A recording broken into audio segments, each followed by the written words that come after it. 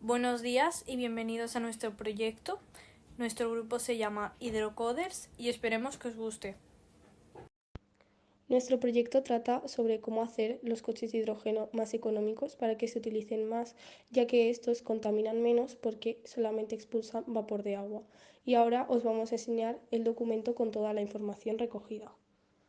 Nuestro proyecto, y por aquí tenemos la portada, el índice con todas las preguntas correspondientes con sus imágenes y todo eso.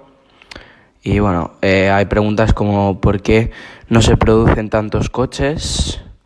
O por ejemplo, también explicamos un poco algunas cosas como la pila de combustible. Los problemas que nos han surgido durante el proyecto han sido, por ejemplo, las preguntas, algunas nos han resultado difíciles, también la comunicación con las empresas de vehículos y la organización del grupo, ya que al principio todos, cada uno hacía lo que quería y en resumen no ha habido muchos problemas en el grupo.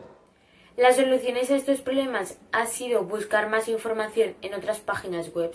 A la hora de contactar con las empresas no hemos podido contactar con ninguna. Y por otra parte, la distribución de las tareas ha sido bastante fácil debido a un orden. Hola, esta es la maqueta de nuestro trabajo. Hemos hecho varias, pero hemos elegido la que más nos ha gustado. En este caso, esta.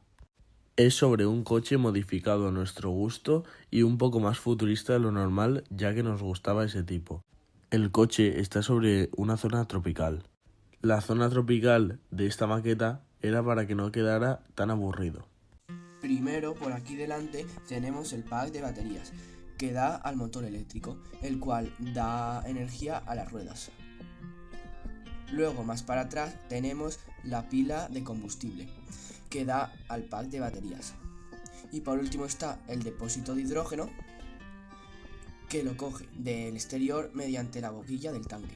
Ahora voy a explicar nuestra página web que se llama Hydrocoders, que está basada en un documento de Google que hicimos, en la cual hemos metido nuestros dos prototipos de maqueta, una del funcionamiento y una del coche, en las cuales hay dos vídeos, una en el funcionamiento del coche y una en el ciclo de Carnot.